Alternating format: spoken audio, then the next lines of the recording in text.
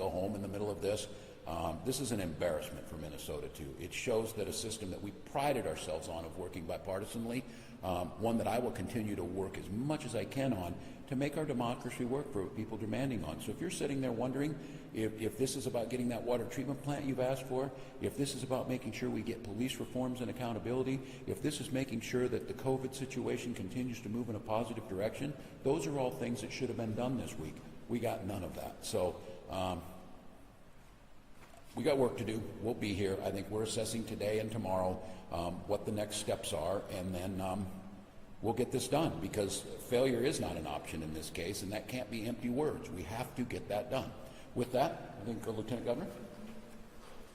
Thanks, Governor. Good afternoon, everyone. I stand before you today sharing the same feelings and emotions of the governor, feeling disappointed, feeling frustrated that the House and Senate were called back to do the work that Minnesota expects us to do. And they decided to go home. There was a false deadline, an arbitrary deadline that they set of Friday, and there's still work to be done. The House came in, they got their work done, they passed a really comprehensive package with regards to police reform and accountability that Minnesotans and frankly folks all over this country expected us to do. As the governor mentioned that Colorado got this done, I guess I expected that Minnesota, under the spotlight of the entire nation, would do the same. We have an opportunity to finish this work, to have folks really focus in and get it done.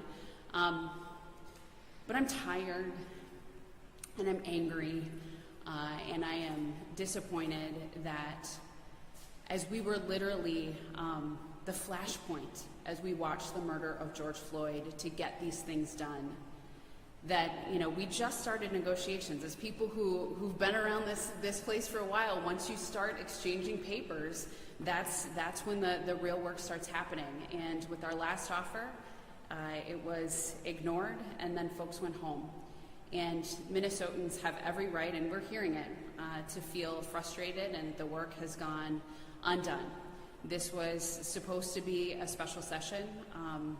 And sometimes we say that special sessions aren't so special anymore because they continue to happen after each legislative session. But this one was truly supposed to be the session where we really heard people of color, Indigenous folks, who are crying out for reform, and those calls went unanswered by the Minnesota Senate. So I'm hopeful. As the governor said, you have a full-time governor and a full-time lieutenant governor, and so we are going to continue to do this work across a whole host of issues, of course, around racial justice and equity, COVID-19, continuing to determine how we can invest and lift up the communities who were devastated in Minneapolis and St. Paul by the civil unrest.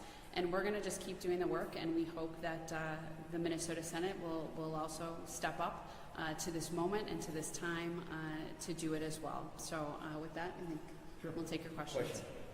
Governor, they were talking about, the Senate Gazette this morning, Senator Paul was saying that you were guilty of twisting arms. When you left her, it seemed like you were leaving at 2 o'clock in the morning, you sounded sort of optimistic. When did this arm twisting take place, and what was the nature of the arm twisting? Yeah. Well, it's pretty insulting that legislators can't make up their own mind. I don't vote, and I'm not in the legislature.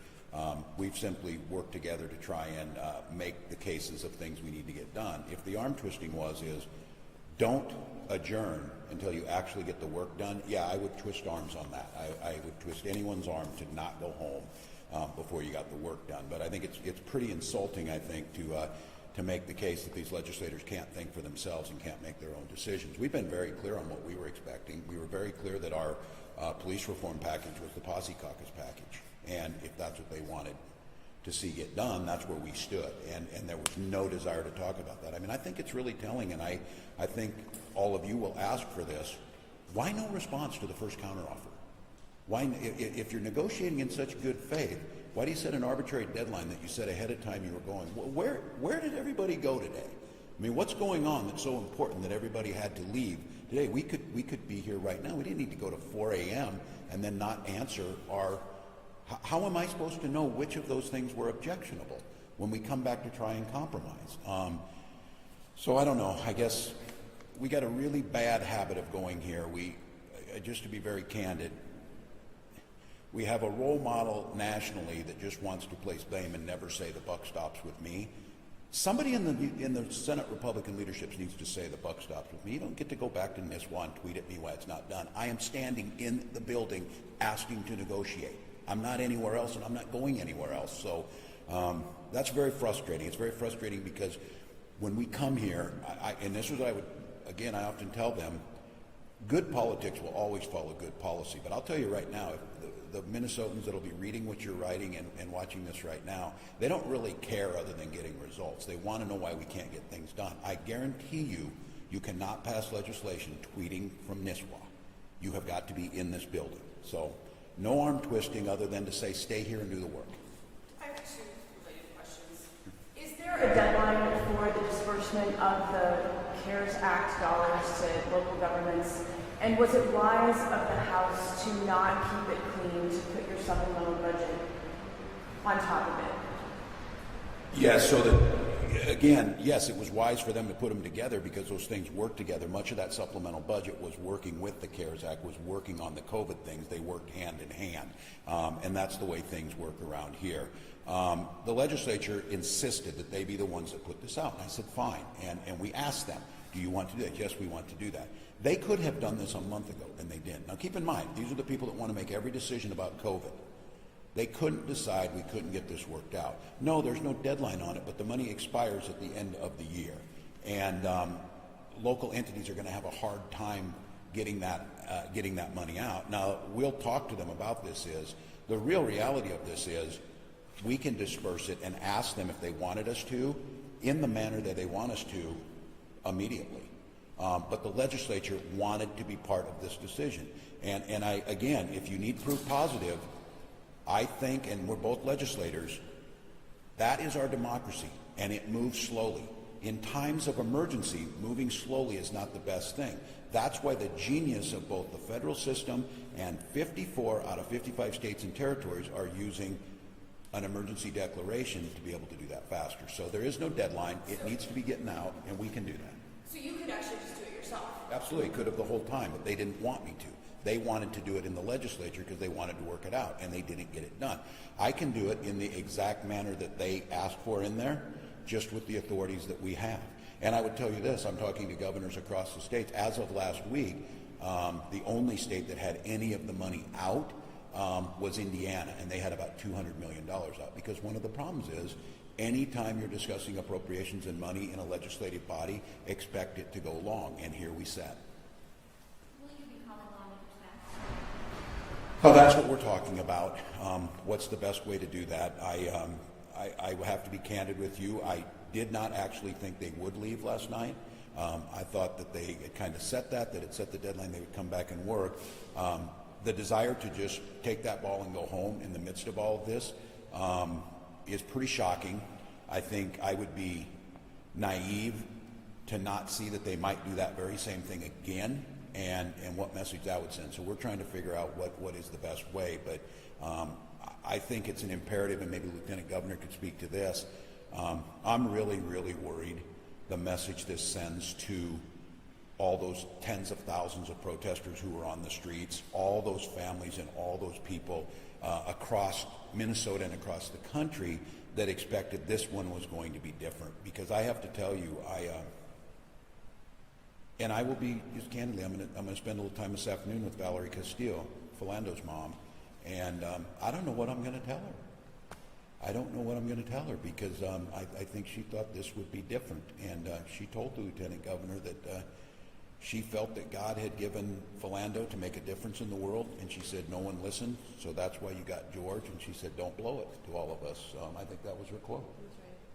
So. I mean, she said that the Philando wasn't enough, and hoped and prayed that George Floyd would be enough. And I share her sentiment that this feels urgent, and I'm disappointed that seemed to have been lost on the Senate. We hear directly from people every day.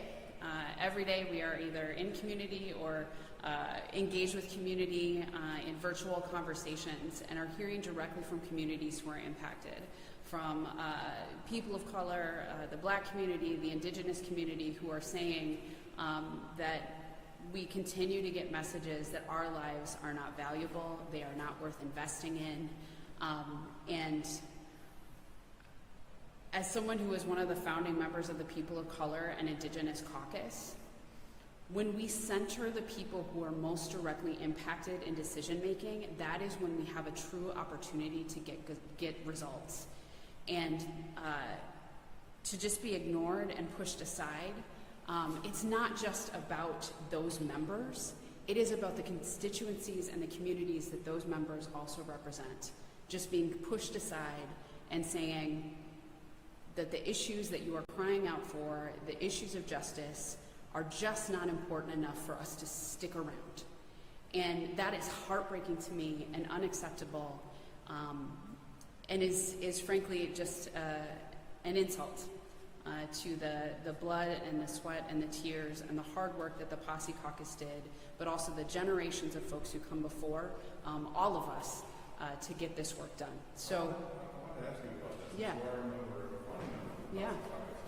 What is Borough First and Carlos Mariani? They lifted their voice up during the discussion. They were heard, they're not needed.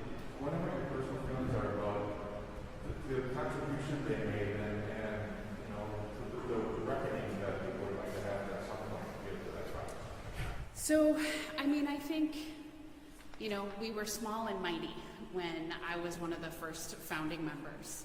And now you see with the last wave of elections that there are more people of color in the House. I suspect there will also be so in the Senate after this round of elections, and that they're building political power.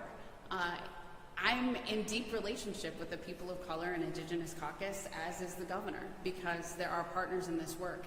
And I think that folks should know that the face of Minnesota is becoming more diverse, it's changing, and now we have leadership within the halls of power that more accurately reflects the community that it seeks to represent. And that's good for democracy, but it's only as good if we actually have leaders who are operating in good faith in listening to those voices. So you can go across the state and you can visit and you can have these cheesecake snapshots with folks in communities of color, but unless you're doing the work and you're willing to make those investments and have those hard conversations that Minnesota is ready for, like, folks have had it. And I get it, and I share their frustration, but we are committed to continuing to partner with them and to do what we can to move this incredibly important reform. And while we may not be able to do it at the legislative level, we'll continue to examine and see what we can do through the executive branch and be in community and listening to folks and determining how to partner to change just the results and the things I think that people have become desensitized to. And this is the moment to get it done. This is the time. This is when folks are focused on what is happening in Minnesota, and it's just critical. And I cannot believe that folks are willing to just simply ignore an entire group of folks because they just want to go home. It's outrageous. Sorry, what was your reaction when you heard that Senator Lynn was not aware that Project Caucus had no reason? My reaction was one of incredible disappointment, because then it means that you haven't been listening since 2017. And I think the reaction as well of the fact that, you know, Senator Limmer said he hadn't read the bill or taken the time to read the proposals from the People of Color and Indigenous Caucus, from Representative Carlos Mariani. That just tells me that there's certain voices who may be more valuable here than others to him, and it is time for him to pay attention to the entire legislature, to all 201 members, and what they're offering. One more question to that? What would you say, because something that said that small steps are sort of trying to get things done when it comes to police reform, police accountability, whereas the House came back with a very extensive plan, which they said went too far. Would some progress have been better than none? I didn't get a chance to find out. That is true. Well, first of all, and no one said, and I mean, and Chair Mariani was clear about that these were good first steps. Here's what I would say, though. You know, if you're wondering what was put up in the Senate one that they talked about, banning chokeholds. You heard me talk about this. My goodness, here's what I would say. This would just be my pro tip of the day to city councils and police forces across Minnesota. Why don't you just do it yourself when the legislature here couldn't do that? And I mean, that's what they put up. This is not earth-shaking. This is just incredibly irresponsible that this is still part of that.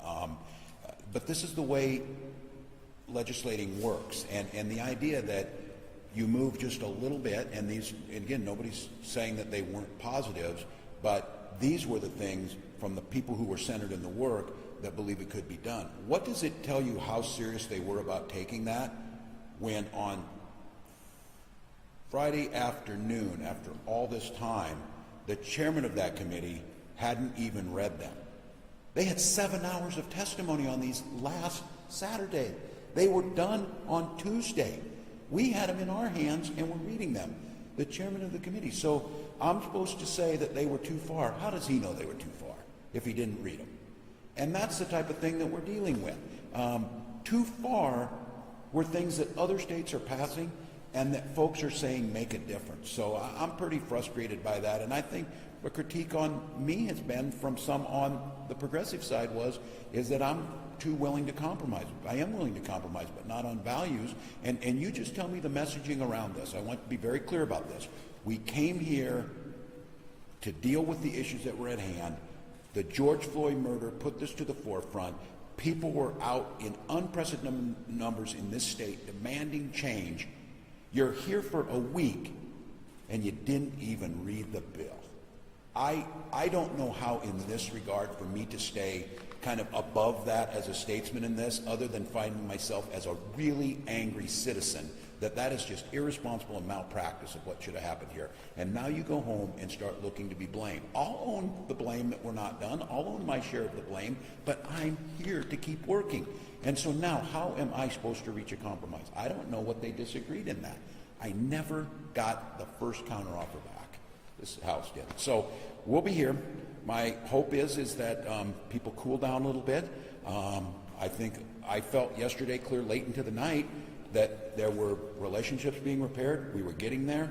As the Lieutenant Governor said, when the paper started flying, I said, we're going to get this. This is the way it should be. And then that first piece of paper done and out. So I have to tell you, I question how serious there was to reach some type of deal. And again, there were not tens of thousands of Minnesotans out there asking us to not do anything and go home and think small. They were saying do institutional reform to fix what the ills of Minnesota, to strengthen all of us, to lift our economy, to lift our chance of equity, and to build this state into the one we want it to know. I do not see now why going home and tweeting is going to get us closer to that. Come back to this Capitol and we'll decide on this. And I have to tell you, I share a concern about how mad the public's going to be that this isn't done. So I want to think very clearly when we bring them back that there's a guarantee we can get the work done.